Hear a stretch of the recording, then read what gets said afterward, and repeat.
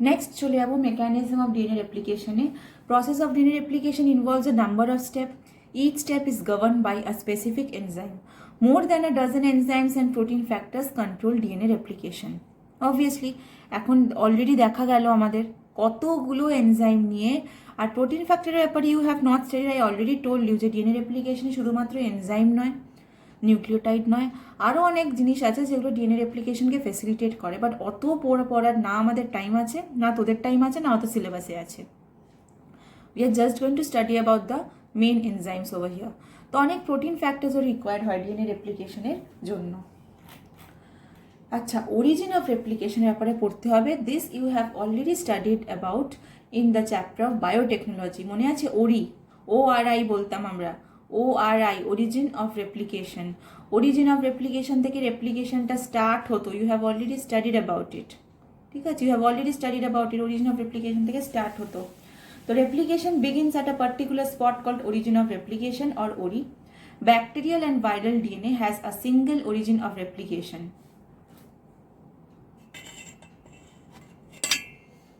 দেন আরেকটা জিনিস যে bacterial and viral DNA has a single origin of replication. ঠিক আছে, ব্যাকটেরিয়া আর ভাইরাস, এদেরকে কি, ভাইরাসকে কিছুই বলা হয় না, প্রোক্যারিওট না, ইউক্যারিওটও বলা হয় না, প্রোক্যারিওটও বলা হয় না। ব্যাকটেরিয়াকে কি বলা হয়? Prokaryotes, isn't it? Bacteria fall under prokaryotes. এই প্রোক্যারিওটের একটা সেল নেওয়া হয়েছে, দিস ইজ ওয়ান সেল। এই সেলটার মধ্যে কটা অরিজিন অফ রেপ্লিকেশন দেখতে পাচ্ছিস? There is only one origin of replication. You can see it over here. You can see it over here. একটাই origin of replication. আর সেই origin of replicationটা একটা বাবলের shape নিয়েছে। It is shaped like a bubble and it is called replication fork. It is called replication fork. আচ্ছা, replication fork কেন বলা হয়? replication fork কেন বলা হয়? Suppose একটা replication bubble আছে। Suppose this is a replication bubble, origin of replication, origin of replication. Eta ki, by the way, what is this? What do you think this is? This is a DNA strand jeta denature kora hoyechilo. It is the DNA strand jeta denature kore দুটো আলাদা করা হয়েছিল, সেটাই এরকম মাঝখানে এরকম bubble form করে। Rest of the DNA strand is like this, এরকম মাঝখানে বাবল ফর্ম করে। বাবলের এদিকটার ওদিকটা যদি আমরা দেখি, this side and this side, you can see it is shaped like a fork or like a spoon, যাই বলিস, যার জন্য এটাকে রেপ্লিকেশন ফর্ক বলা হয়। এই স্ট্রাকচারটাকে, অরিজিন অফ রেপ্লিকেশন যেখানেই আছে সেখানেই রেপ্লিকেশন ফর্ক আছে। This is one origin of replication and this is one replication fork. Okay, replication starts from here, ওই জন্য এটাকে কি বলা হয়? Origin of replication. In eukaryotes there can be many origin of replication. মানে এই যে একটা বাবল দেখছিস, আবার এখানে একটা বাবল হতে পারে।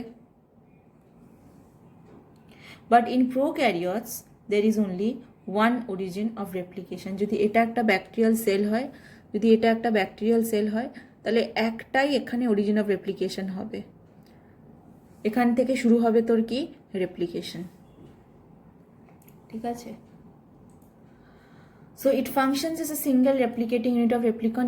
In eukaryotes there are a number of origin of replicants, আর যখন অনেকগুলো অরিজিন অফ রেপ্লিকেশন থাকে তখন বলা হয় মাল্টি রেপ্লনিক বলা হয়। See replication bubble, how replication bubble helps in the DNA replication. দেখ, I have given a very very nice picture to show you how the replication bubble helps in the progression of replication. বাবলটা কতটা ছোট ছিল দেখ, the replication bubble was so small. New ডিএনএটা ব্লুতে mark করা হয়েছে, old ডিএনএটা ব্ল্যাকে mark করা হয়েছে। যত রেপ্লিকেশন বাবলটা বড় হচ্ছে তত বাবলটা গ্রো করছে। আর দেখ নতুন স্ট্র্যান্ডও কীরকম ফর্ম হচ্ছে। এখানে নতুন স্ট্র্যান্ড কইটুকু আছে, কইটুকু ব্লু আছে, খুব কম। এখানে নতুন স্ট্র্যান্ড কতটা আছে দেখ, ব্লু স্ট্র্যান্ডটা কতটা আছে, কতটা বেশি আছে। বুঝতে পারছিস? বাবেলটা যত বড় হচ্ছে তত রেপ্লিকেশন এগোচ্ছে। অ্যাক্টিভেশন অফ ডিঅক্সিরাইবোনিউক্লিওটাইড, যেগুলো সেই কী বলেছিলাম, খুচরো নিউক্লিওটাইড। ঠিক আছে, এগুলো খুচরো নিউক্লিওটাইড যেগুলো গিয়ে টেমপ্লেট স্ট্র্যান্ডের সাথে জয়েন হবে, কিন্তু সেগুলোকে আগে অ্যাক্টিভেট করতে হবে। অ্যাক্টিভেট করার পর সেগুলো কি ফর্ম হয়ে যায়, DAMP ডিঅক্সি অ্যাডিনোসাইন মোনোফসফেট। এটা জেনারেলি কি, ADGC, these are the ribonucleotide যে studied about adenine, guanine, thymine, cytosine.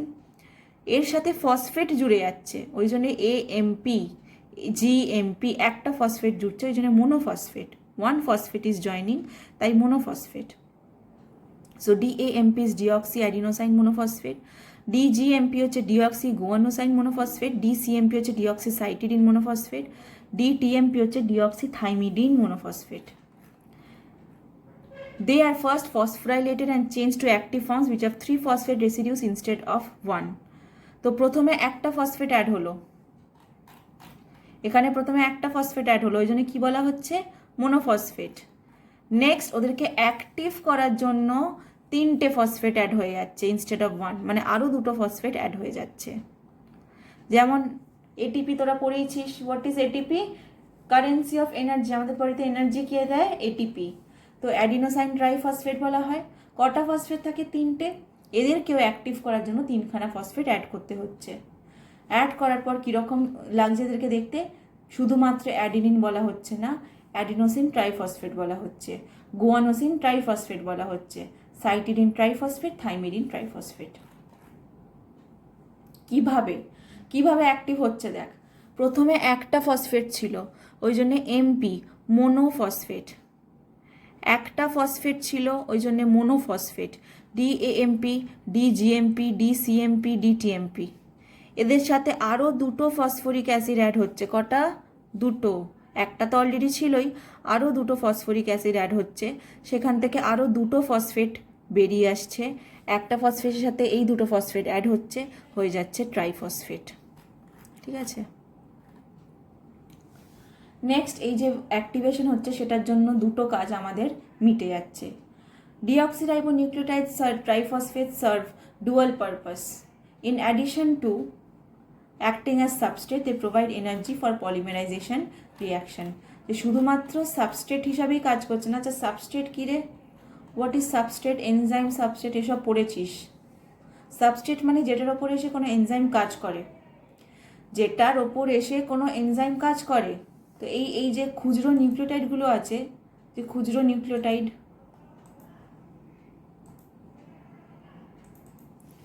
এই যে তোর খুচরো নিউক্লিওটাইডগুলো আছে ATGC, এই যে খুচরো নিউক্লিওটাইড, এদের ওপর এই হচ্ছে তোর DNA টেমপ্লেট স্ট্র্যান্ড, এবার এগুলো এসে এখানে অ্যাড হবে AT এরকম GC। So these are acting as substrate, এদেরকে সাবস্ট্রেট বলা হচ্ছে এই নিউক্লিওটাইডসগুলো। কেন সাবস্ট্রেট তখনই বলা হয় যখন এদের ওপর কোনো এনজাইম কাজ করে। হোয়াট এনজাইম, আচ্ছা এইগুলো অ্যাড হওয়ার পর কি হচ্ছে, একটা ডটার স্ট্র্যান্ড হয়ে যাচ্ছে। কে করছে এই নিউক্লিওটাইডসগুলো, কে এখানে এসে প্লেস করছে, we have already studied about it, DNA polymerase. DNA polymerase act করছে। এবার you have to know one thing, শুধুমাত্র যে DNA পলিমেরেজ অ্যাক্ট করছে তা না, DNA পলিমেরেজের সাথে লাইগেজ, হেলিকেজ এগুলো অ্যাড করছে। Because so many enzymes are acting on it, ওই জন্য এদেরকে কী বলা হয়, সাবস্ট্রেট। ঠিক আছে, okay. Recognition of initiation point. ঠিক আছে, কোথা থেকে ইনিশিয়েট হবে, ইনিশিয়েট মানে কি, বিগিন করা। ইনিশিয়েট কোথায় হচ্ছে, যেখানে অরিজিন অফ রেপ্লিকেশন আছে।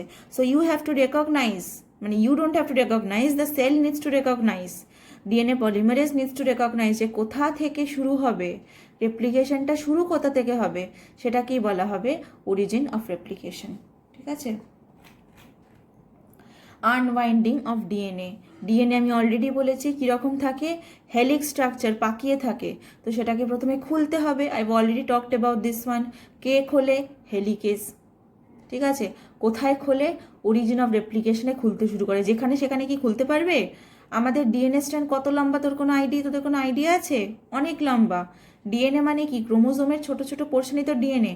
অ্যান্ড ক্রোমোজোম কীরকম হয়, you have already studied, they are very fine thread like structure. Chromatin fibre পড়েছিলি ক্লাস 10-এ বা ক্লাস 11-এ, সেই ক্রোম্যাটিন ফাইবার। তো সেই ক্রোম্যাটিন ফাইবারগুলো কত লম্বা হয়, অনেক লম্বা। তার মানে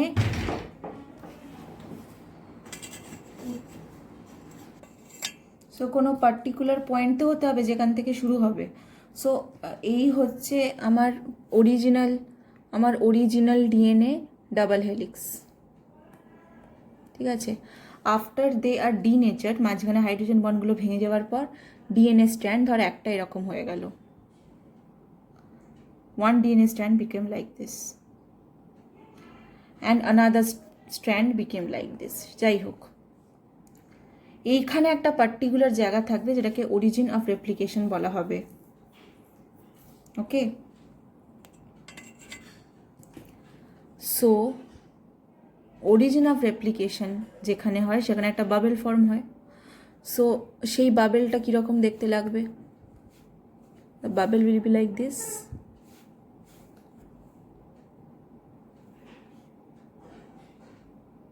bubble will look like this. And এই যে বাবেলটা ফর্ম করার জন্য, এই আনওয়াইন্ডিংটা শুরু হওয়ার জন্য, আনওয়াইন্ডিংটা শুরুই হয়েছে এই জায়গা থেকে। অ্যাকচুয়ালি আমি এখানটা I can not draw like this because আনওয়াইন্ডিংটা শুরুই হবে এই রেপ্লিকেশন বাবেল থেকে। And who is responsible for this unwinding? DNA helicase. DNA হেলিকেসে অরিজিন অফ রেপ্লিকেশন থেকে শুরু করলো আনওয়াইন্ড করতে। এবার এটা দুটো আলাদা আলাদা এবার খুলে চলে গেল, এই যে এরকম হয়ে দুটো আলাদা আলাদা এরকম খোলা কন্টিনিউ হতে থাকবে। নাও আফটার ইট ইজ আনওয়ান্ড, দেখতে কেমন লাগছে দেখ, it looks like this, like a fork. I haven't ড্রন it like a fork. তোদের বইতে অ্যাকচুয়ালি রাস্তগীতে ফর্কটা ভালো করে বোঝানো আছে। দে হ্যাভ ড্রন ইট স্ট্রেট, আমি একটু গোল মতো রেপ্লিকেশন ফর্ক আঁকছি। দে হ্যাভ ড্রন ইট স্ট্রেট, যার জন্য রাস্তগীতে রেপ্লিকেশন ফর্কটা ভালো করে বোঝা যাচ্ছে। It is drawn like this. So this part is the replication bubble বা রেপ্লিকেশন ফর্ক বা অরিজিন অফ রেপ্লিকেশন, ঠিক আছে। এখান থেকে শুরু হবে রেপ্লিকেশন হওয়া, নতুন স্ট্র্যান্ড ফর্ম হবে।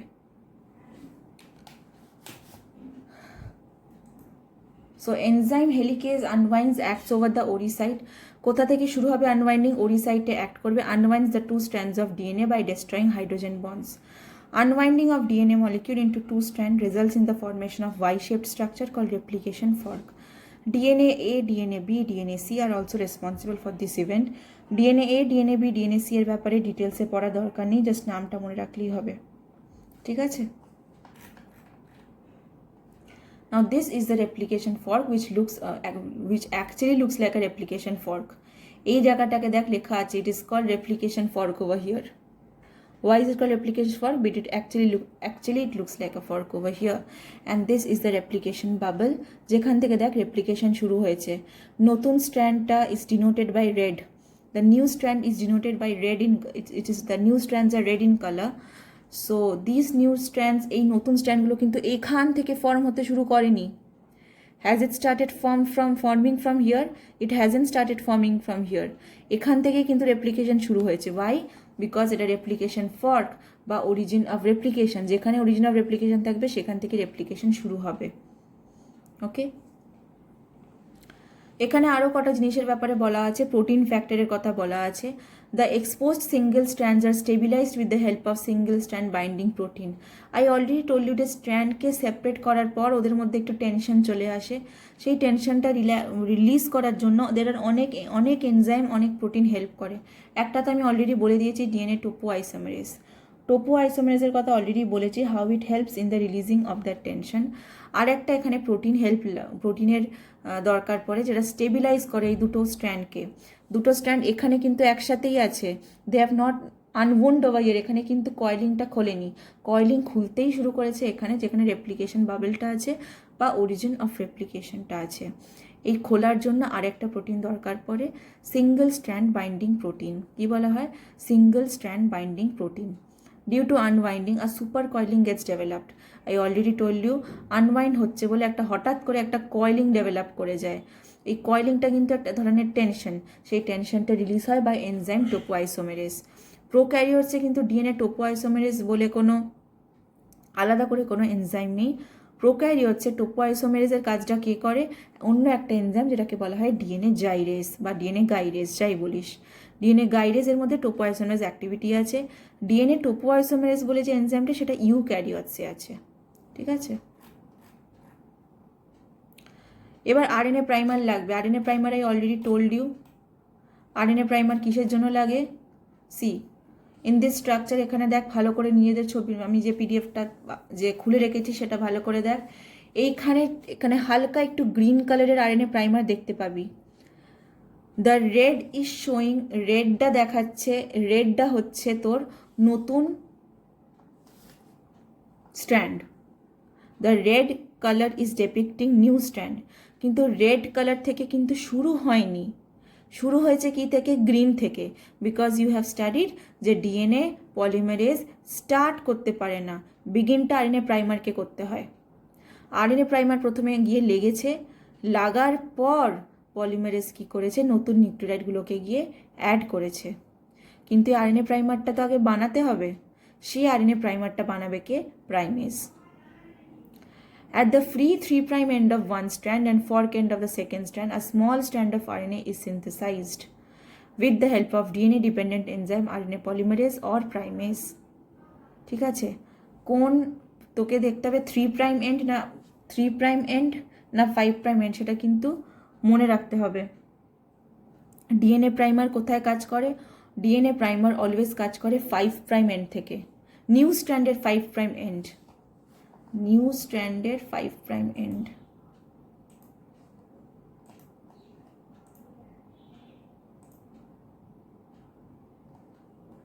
Suppose this is a parent template strand, replication fork শুরু হয়েছে, তো এরকমভাবে রেপ্লিকেশন বাবেলটা ফর্ম হয়েছে বলে এরকম খুলে গেছে। হোয়াট আর ডিএনএ যে টেমপ্লেট স্ট্র্যান্ডগুলো হয় বা প্যারেন্ট স্ট্র্যান্ডগুলো হয়, কীরকম পোলারিটি থাকে? 5' উল্টো দিকে অলওয়েজ 3' থাকে, ইফ ইউ রিমেম্বার। এই ডিএনএ স্ট্র্যান্ডটা যদি 5' হয়, তাহলে এই ডিএনএ স্ট্র্যান্ডের 5'-এর সামনে কী হবে? 3'। আর এই 5' থেকে ওদিকে কোন দিকে এগোবে? 3' দিকে এগোবে, ইজেন্ট ইট? আর 3' যদি এদিকে হয়, তাহলে এদিকে কী হবে? 5' হবে। Always 3' needs to be opposite of 5'। Okay, now you have to remember something, যে আরএনএ প্রাইমার যেটা ইনিশিয়েশনের জন্য লাগে, হোয়াট ইজ আরএনএ প্রাইমার? ইনিশিয়েশনের জন্য লাগে, সেটা অলওয়েজ 5' অফ নিউ স্ট্র্যান্ডেই কিন্তু কাজ করে। এই স্ট্র্যান্ডের 5' নয়, this is the old parent strand. যেই নিউ স্ট্র্যান্ডটা ফর্ম হবে সেখানে 5'-এ গিয়েই কিন্তু আটকাতে পারবে। Do you understand? Keep it in mind, only 5 স্ট্র্যান্ডে গিয়ে আটকাতে পারবে।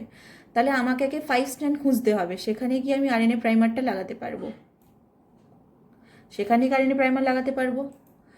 সো আমাকে এখান থেকে নতুন স্ট্র্যান্ড ফর্ম করতে হবে, এইভাবে নতুন স্ট্র্যান্ড ফর্ম করতে হবে। Not from here, this is not the origin of replication, এখানে নতুন স্ট্র্যান্ড ফর্ম করতে হবে। কিন্তু আমাকে দেখতে হবে সেটা 5' কি না। You have to understand that. I need to wait a second, এটাকে আমাকে একটু ভালো করে আঁকতে হবে, so that I can explain it to you clearly. পোলারিটিগুলো আমাকে একটু ভালো করে আঁকতে হবে। Wait a second. এই হচ্ছে ধরে নে আমাদের replication fork. If this is 3' then this is 5'। If this is 5' then this is 3', isn't it? তাহলে আমার যে এখানে নতুন স্ট্র্যান্ডটা ফর্ম হবে, এই দিকটা কি হতে হবে? 5' হতে হবে কি না? বিকজ 3'-এর অপোজিটে অলওয়েজ কি থাকে? নতুন স্ট্র্যান্ডে 5'। ইফ ডিএনএ ডাবল হেলিক্স হয়, ডিএনএ ডাবল স্ট্র্যান্ডেড হয়, ওই যে দুটো ডাবল স্ট্র্যান্ড হয়, সেই ডাবল স্ট্র্যান্ডের মধ্যে একটা 3' এন্ড থাকে আর 3' উল্টো দিকে 5' এন্ড থাকে। So when this blue line is forming, when the new strand is forming, তখন এই ডিএনএটা ডাবল স্ট্র্যান্ডেড হয়ে যাচ্ছে। এখানে কিন্তু ডাবল স্ট্র্যান্ডেড নেই, সেপারেট করে গেছে, but after the formation of the new strand এটা ডাবল স্ট্র্যান্ডেড হয়ে যাচ্ছে। But you need to understand যে ডিএনএ ইনিশিয়েশন কোথা থেকে হবে? This is the new strand. আর আমি এক্ষুনি কি বললাম? আরএনএ প্রাইমার কোথায় আটকায়? নিউ স্ট্র্যান্ডের 5'-এর দিকে। সো দেয়ার ফোর আরএনএ প্রাইমারটা কোথায় এসে অ্যাড হবে? If I denote RNA primer in green, তাহলে আরএনএ প্রাইমারটা তো এখানে এসে অ্যাড হবে, আরএনএ প্রাইমারটা এখানে এসে অ্যাড হবে। Okay, because RNA primer always new স্ট্র্যান্ডের 5'-এ আটকায়। Now you need to understand something. If the RNA primer is stuck over there, then আস্তে আস্তে কি ফর্ম হবে? আস্তে আস্তে নিউক্লিওটাইডগুলো, যে লুজ নিউক্লিওটাইডগুলো আছে, এখানে এসে অ্যাড হয়ে হয়ে নতুন স্ট্র্যান্ড ফর্ম করতে শুরু করবে। Now if I come to the other strand, তাহলে এই যে সিঙ্গেল স্ট্র্যান্ডের ডিএনএটা আছে, এর যখন ডাবল স্ট্র্যান্ড ফর্ম হবে, ওই লুজ নিউক্লিওটাইডসগুলো এসে আটকাবে, যখন ডাবল স্ট্র্যান্ড ফর্ম হবে, সেটা যদি ফর্ম হয় তাহলে এটা কি হবে, এই দিকটা কি হবে 3', বিকজ প্যারেন্ট স্ট্র্যান্ডের এদিকে যদি 5' থাকে তাহলে নিউ স্ট্র্যান্ড অপোজিট পোলারিটি হবে 3', আর এটা হচ্ছে 5', ঠিক কি না? Now I already told you যে আরএনএ প্রাইমার কোথায় এসে আটকায়, নিউ স্ট্র্যান্ডের 5'-এর দিকে। তার মানে আরএনএ প্রাইমারটা এই নিউ স্ট্র্যান্ডে কোথায় এসে আটকাবে, over here, isn't it? Now you have to understand যে ডিএনএ রেপ্লিকেশন অলওয়েজ 5' থেকে 3' হয়। ডিএনএ রেপ্লিকেশন অলওয়েজ একদিকেই হয়, ঠিক আছে?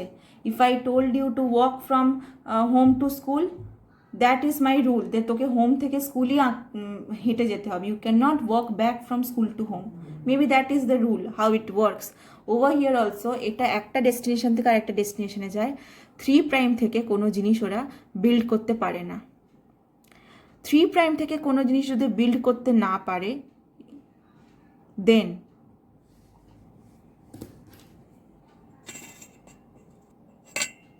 তাহলে দেখতে পাচ্ছিস যে এই স্ট্র্যান্ডে নতুন ডটার স্ট্র্যান্ডটা এই ডিরেকশন থেকে এই ডিরেকশনে ফর্ম হচ্ছে, আর এই টেমপ্লেট স্ট্র্যান্ডে ডটার স্ট্র্যান্ডটা এই ডিরেকশনের থেকে এই ডিরেকশনে ফর্ম হচ্ছে। Is that possible? ডিএনএ তো একদিকে খুলছে, কয়েলিংটা খুলছে, এই দিকটা ডিএনএ কয়েলিং খোলা হয়ে গেছে বলে দিস ইজ ওয়াইড অ্যাপার্ট, এখানটা ডিএনএ কয়েলিংটা খুলে গেছে বলে দিস ইজ ওয়াইড অ্যাপার্ট। তো ডিএনএ কয়েলিংটা আস্তে আস্তে এখানে খুলতে যাবে, তো এদিকে যদি খুলতে যায় ডিএনএ রেপ্লিকেশন এদিকে ফর্ম হওয়ার কথা, তো নতুন নতুন যে স্ট্র্যান্ড ফর্ম হবে ডটার স্ট্র্যান্ড এইদিকে যাবে, তো then how can the DNA replication occur in this side? It can not occur. ওই জন্যই একটাকে লিডিং স্ট্র্যান্ড বলে, একটাকে ল্যাগিং স্ট্র্যান্ড। এটার ব্যাপারে ডিটেল আছে এর পরের কয়েকটা পরের স্লাইডে আছে, স্লাইডটা আসুক তারপরে আমি এই জিনিসটা ডিটেলসে বুঝিয়ে দেবো। আপাতত আমার এটুকু বোঝানোর ছিল যে আরএনএ প্রাইমারটা নিউ স্ট্র্যান্ডের অলওয়েজ 5'-এ লাগে। এটা হচ্ছে new strand depicted in blue, always 5'-এ গিয়ে আটকায়। This is the new strand depicted in blue, always 5'-এ গিয়ে আটকায়, ঠিক আছে?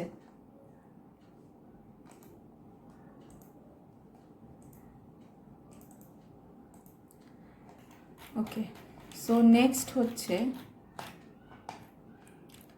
হ্যাঁ, so what is written over here? At the free 3' end of one strand and fork end of the second strand, RNA polymerase বা primase কি করে RNA প্রাইমারটা আটকে দেয়।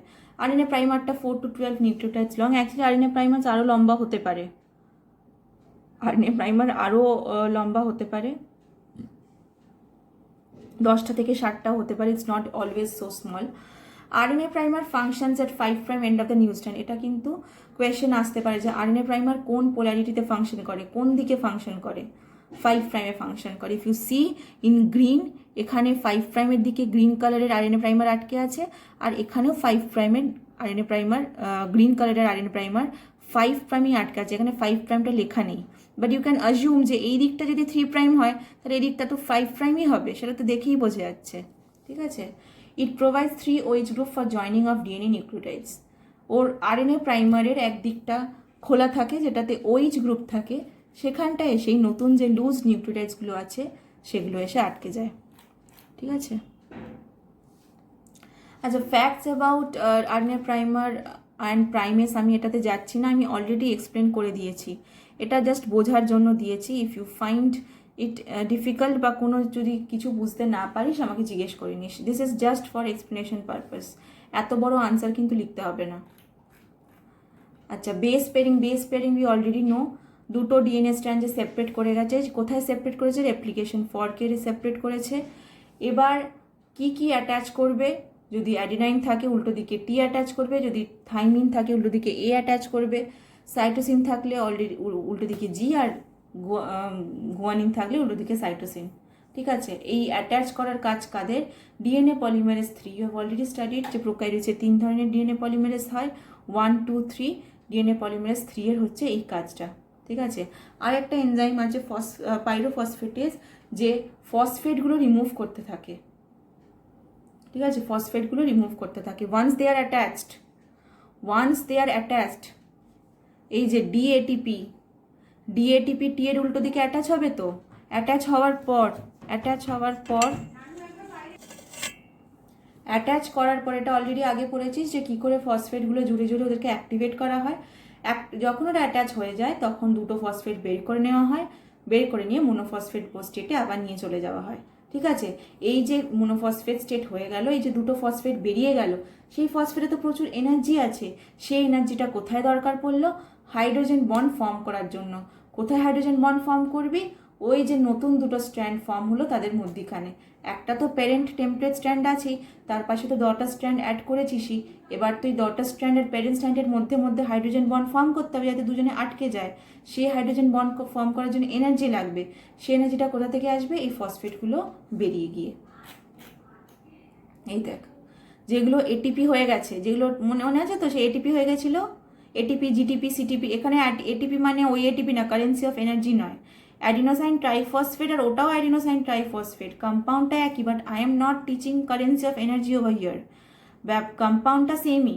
ঠিক আছে, তো এখানে adenosine guanosine triphosphate, cytidine triphosphate, thymidine triphosphate, এগুলো তো ফর্মেশন আগে পড়েছিস।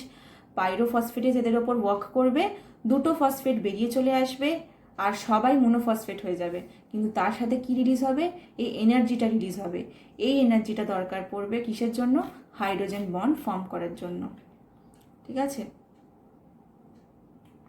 নিউ স্ট্র্যান্ড ফর্ম করবে, এটা পড়ে নিস, কিছু নতুন কিছু নেই। ওকে, so over here now we are moving on to leading and lagging strand. Leading and lagging strand. Let me just explain it to you first, তবে এটা বুঝে যাবি কতটা আছে। হ্যাঁ, ওকে, let me first explain it to you. ভালো করে এই জিনিসটা বুঝে নিবি, বিকজ লিডিং আর ল্যাগিং স্ট্যান্ডে অনেক দিন পর অবধি কনফিউশন কিন্তু থেকেই যায়। So you need to understand it very very clearly. Okay, so ধরে নে প্যারেন্ট স্ট্র্যান্ডটা পুরোপুরি সেপারেট করেনি, সেপারেট কিন্তু পুরোপুরি করে জানা। আচ্ছা, দের ইজ আ মিসকনসেপশন যে এই যে প্যারেন্ট স্ট্র্যান্ডটা থাকে, যাই হোক, একটু কয়েলিং আমি বুঝিয়েছি, পুরো কয়েলিং করিনি। এই কনসেপশনটা অনেকে থাকে যে পুরোটা এরকম সেপারেট করবে, তারপরে এখানে ডটার স্ট্র্যান্ড ফর্ম হতে শুরু করবে। No, it doesn't work that way. কিন্তু it doesn't work that way. পুরো সেপারেট করার পর কিন্তু নতুন স্ট্র্যান্ড ফর্ম, মানে একটু করে সেপারেট হতে থাকে, একটু করে ফর্ম হতে থাকে। ওই জন্যই রেপ্লিকেশন ফর্ক আসছে in the scenery. Replication fork মানে কি? এই হচ্ছে তোর প্যারেন্ট স্ট্র্যান্ড, এই হচ্ছে তোর প্যারেন্ট স্ট্র্যান্ড। এখানটা সোজা হতো, বাট এখানে যেহেতু অরিজিন অফ রেপ্লিকেশন আছে, রেপ্লিকেশন বাবেল ফর্ম করে রেপ্লিকেশন ফর্ক ফর্ম করবে। তার মানে কি? এখানটা খুলে গেছে, বুঝা গেছে? এখানটা খুলে গেছে, এখানটা খুলে গেছে মানে ডটার স্ট্র্যান্ড এখানে ফর্ম হতে শুরু করবে, এখানে ফর্ম হতে শুরু করবে। এইবার এখানটা আরও রেপ্লিকেশন ফর্ক বাড়বে, এখানটা এবার এখানটা রেপ্লিকেশন ফর্ক আবার বাড়বে, এখানে রেপ্লিকেশন ফর্ক বাড়বে।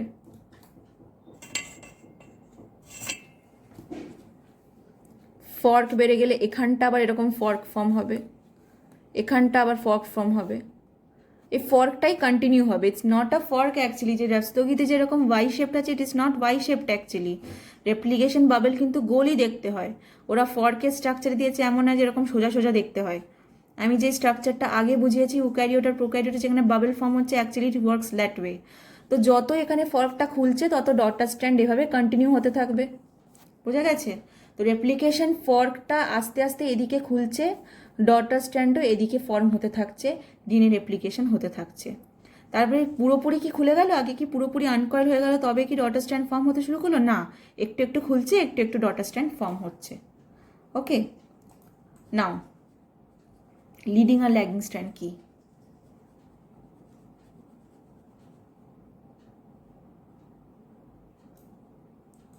লিডিং আর ল্যাগিং স্ট্র্যান্ড কি? এই হলো আমার প্যারেন্ট স্ট্র্যান্ড, এই হচ্ছে আমার রেপ্লিকেশন ফর্ক। ঠিক আছে, রেপ্লিকেশন প্যারেন্ট স্ট্র্যান্ডগুলো আমি পোলারিটি মার্ক করতে হবে। এটা যদি 5' হয় তাহলে এটা 3', আর ওই দিকটা যদি 5' হয় তাহলে প্যারেন্ট স্ট্র্যান্ডের এই দিকটা হবে 3', আর এই দিকটা যদি 3' হয় প্যারেন্ট স্ট্র্যান্ডের এই দিকটা হবে 5'। Okay, so what did I tell you? কোথায় আরএনএ প্রাইমার এসে জুড়বে? আরএনএ প্রাইমার অলওয়েজ নিউ স্ট্র্যান্ডের 5' এসে জুড়বে। Okay, I will continue this in the next video. ঠিক আছে।